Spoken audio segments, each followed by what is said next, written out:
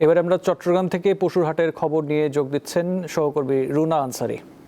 রুনা, আর একদিন পরই পবিত্র ঈদুল আজহা, পশুর হাটে বেচাকেনা আর দাম কেমন দেখছেন? আসিফ, আমরা চট্টগ্রামের যে সিটি কর্পোরেশনের 3টি স্থায়ী এবং 7টি অস্থায়ী পশুর হাট, সবগুলো হাটেরই কিন্তু বেচাকেনা এখানে ক্রেতা রয়েছে, কিন্তু এখনো পর্যন্ত সেভাবে বেচাকেনা হচ্ছে না, যেহেতু আরেকদিন সময় আছে। ক্রেতারা বলছেন মূল্য অনেক বেশি, অন্যান্য বছরের তুলনায় দাম অনেক বেশি, যার কারণে তারা তাদের যে বাজেট, সেই বাজেটের সাথে তাদের পছন্দের পশুটি এখনো পর্যন্ত কিনতে পারছেন না, যার কারণে আগামী একদিন পর আগামীকাল তারা হয়তো তাদের পছন্দের পশুটি কিনবে। আবার বিক্রেতারা যারা, তারা বলছেন এবার কিন্তু পশু খাদ্যের দাম অনেক বেশি এবং পরিবহন খরচ অনেক বেশি হওয়ার কারণে কিন্তু পশুর দাম কিছুটা বেশি, সেটা তারা নিজেরাও স্বীকার করেছেন। কিন্তু ক্রেতাদের যে দাম হাঁকা হচ্ছে, সেটি কিন্তু তাদের যে খরচ, সেই খরচের তুলনায় অনেক বেশি কম, যার কারণে তারা পশু সেভাবে বিক্রি করতে পারছেন না। যেহেতু চট্টগ্রামে বিভিন্ন জায়গা থেকে পশু নিয়ে এসছে, উত্তরবঙ্গ থেকে বেশি, রাজশাহী এবং কুষ্টিয়া থেকে সবচেয়ে বেশি পশু এখানে এসছে।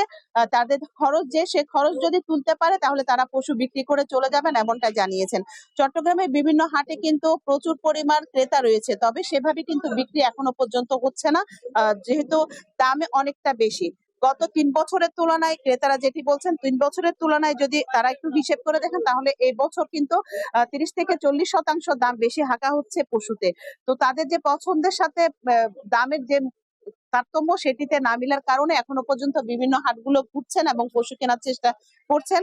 অনেকে বলছেন যেহেতু কোরবান দিতে হবে আল্লাহ সন্তুষ্টির জন্য, কিছুটা দাম বেশি হলো বাজারের বাইরে যেয়ে তারা পশু কিনতে বাধ্য হচ্ছেন।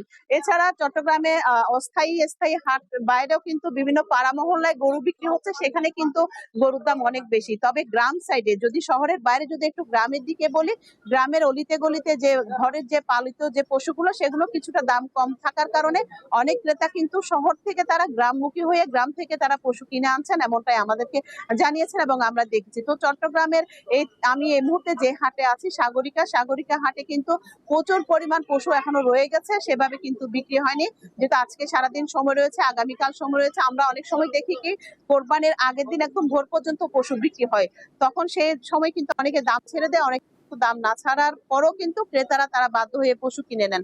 তো এভাবে কিন্তু চট্টগ্রামের পশুর হাট চলছে, রুনা, আমাদের বেচা বিক্রি আরেকটা চলছে, প্রশ্ন তবে আশা জানাবেন, তবে ক্রেতা বিক্রেতার নিরাপত্তা কতটা জোরদার করা হয়েছে এবং সেখানে নকল টাকার ব্যাপারে কি ব্যবস্থা নেওয়া হয়েছে?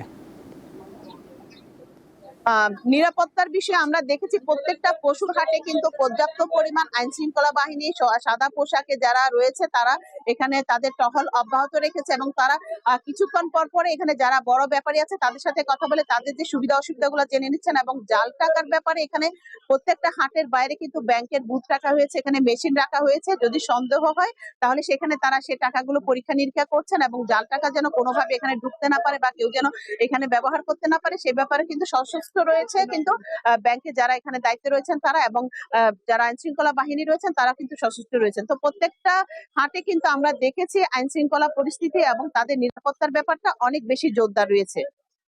আসিফ। আনসারী, আপনাকে ধন্যবাদ।